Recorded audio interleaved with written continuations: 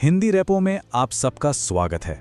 आज की कहानी हमें ले जाएगी फिजी के खूबसूरत शांत द्वीपों पर। लेकिन ठहरिए, वहां की शांति भंग हो चुकी है। एक ऐसी घटना हुई है जिसने सिर्फ समंदर की लहरों में नहीं बल्कि पूरे देश में तहलका मचा दिया है। कल्पना कीजिए, फिजी के सुंदर द्वीपों पर सुबह हो रही है, सब कुछ एकदम शांत है। पर इस खामोशी के पीछे एक बहुत बड़ा तूफान पनप रहा था। पुलिस एक ऐसे मिशन पर निकल चुकी थी जो फिजी के इतिहास में अब तक की सबसे बड़ी ड्रग्स रेड बनने वाली थी। तो चलिए देखते हैं कि उस सुबह समुद्र के बीचों बीच आखिर हुआ क्या था। तो हुआ ये कि तवा के वातिया घाट पर सुबह के धुंधलके में ही पुलिस ने धावा बोल दिया। और नतीजा तो चौंकाने वाला था। 100 से भी ज्यादा बोरियां, और शक है कि इन बोरियों में करोड़ों की कोकीन भरी हुई थी। यह फिजी पुलिस के लिए वाकई एक बहुत बड़ी ऐतिहासिक कामयाबी थी। और बात सिर्फ ड्रग्स पकड़ने पर ही खत्म नहीं हुई। पुलिस ने मौके से ही 6 लोगों को धर दबोचा, बिल्कुल रंगे हाथों। ये वो लोग थे जो इस जहर को पूरे देश में फैलाने की फिराक में थे। और हाँ, ये कोई मामूली सा छापा नहीं था। इस ऑपरेशन में फिजी की सबसे तगड़ी पुलिस टीमें शामिल थी। सोचिए, सीआईडी से लेकर स्पेशल ऑपरेशंस तक सब के सब वहां मौजूद थे।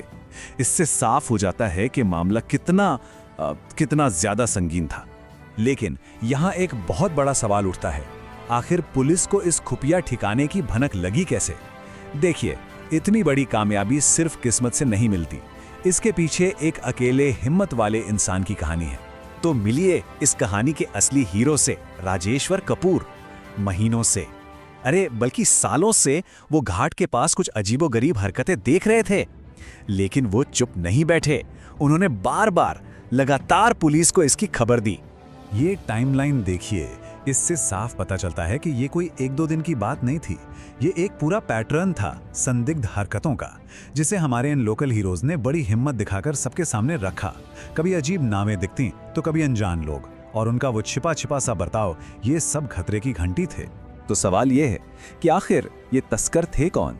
ये कौन लोग थे जो फिजी में ड्रग्स का इतना बड़ा नेटवर्क चला रहे थे? चलिए पता लगाते हैं। जो लिस्ट सामने आई है वो वाकई में हैरान करने वाली है। पता है क्यों? क्योंकि ये कोई छोटा मोटा लोकल गैंग नहीं था। ये तो एक पूरी इंटरनेशनल टीम थी। 4 लोग साउथ अमेरिका से थे और दो फिजी के ही रहने वाले निकले। इससे पता चलता है कि कैसे बाहर के ड्रग्स माफिया यहाँ के लोकल लोगों को अपने जाल में फंसा रहे हैं। ये सब देखकर मन में एक बड़ा सवाल उठता है, आखिर फिजी ही क्यों? दुनिया में इतनी जगहें हैं, तो फिर ये ड्रग्स के सौदागर इस खूबसूरत से देश को ही अपना निशाना क्यों बना रहे हैं? इसका जवाब एक शब्द में है, ट्रांसशिपमेंट हब।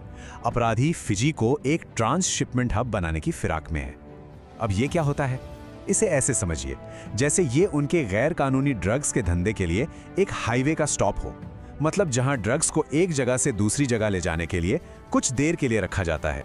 और अधिकारियों के माने तो अपराधी फिजी की सबसे बड़ी ताकत को ही उसकी सबसे बड़ी कमजोरी बना रहे हैं। और वो ताकत है उसका विशाल खूबसूरत समंदर। सोचिए, हजारों किलोमीटर में फैले समुद्री रास्ते और इतने सारे सुनसान द्वीप। इन सब पर हर वक्त नजर रखना लगभग नामुमकिन सा है। और बस तस्कर इसी बात का फायदा उठा लेते हैं। तो देखिए, कई वजह हैं जो फिजी को इन तस्करों के लिए एक आसान टारगेट बना देती हैं। पहली बात, दुनिया के बड़े बड़े महाद्वीपों के बीच इसकी लोकेशन बहुत अहम है। दूसरा, जैसा हमने कहा, बहुत बड़ा समुद्री इलाका है जिस पर नजर रखना मुश्किल है। और फिर हैं शांत सुनसान तटीय इलाके। ये सारी चीजें मिलकर इसे ड्रग्स तस्करों के लिए समझिए एक परफेक्ट अड्डा बना देती हैं। तो हाँ, ये छापा फिजी पुलिस और वहां के लोगों के लिए एक बहुत बड़ी जीत तो है, इसमें कोई शक नहीं। लेकिन लड़ाई अभी खत्म नहीं हुई है, बल्कि ये तो एक बड़ी लड़ाई की बस शुरुआत है। और दांव पर जो लगा है वो बहुत कीमती है। देखिए, ये सिर्फ एक जुर्म को रोकने की बात नहीं है, इसके पीछे एक बहुत बड़ा मानवीय संकट छिपा हुआ है। इस चार्ट पर नजर डालिए। यूएन की एक रिपोर्ट बताती है कि जैसे जैसे फिजी में ड्रग्स की तस्करी बढ़ी है, वैसे वैसे एचआईवी के नए मामले भी रॉकेट की तरह बढ़े हैं। ये एक बहुत ही डरावना ट्रेंड है, क्योंकि इंजेक्शन से ड्रग्स लेने जैसी खतरनाक आदतें इस जानलेवा बीमारी को और तेजी से फैला रही हैं। तो ये लड़ाई सिर्फ कानून की नहीं है, ये लोगों की जिंदगी बचाने की लड़ाई है। लेकिन अच्छी बात यह है कि फिजी इस लड़ाई में अकेला नहीं है। वो ऑस्ट्रेलिया जैसे अपने साथी देशों के साथ मिलकर इसका सामना कर रहा है। असल में इसी साल मई में एक बड़ी समिट होने वाली है, जहां ये सारे देश एक साथ बैठकर इन ड्रग्स नेटवर्क की कमर तोड़ने के लिए एक ठोस प्लान बनाएंगे। तो ये जीत एक बहुत बड़ी कामयाबी तो है, पर अपने पीछे एक बहुत ही गहरा सवाल छोड़ जाती है कि एक छोटा सा देश ड्रग्स के इस विशाल अंतर्राष्ट्रीय समंदर से आखिर कैसे लड़ेगा। इस तरह के और भी दिलचस्प मामलों को समझने के लिए हिंदी रेपो को सब्सक्राइब करना ना भूलें।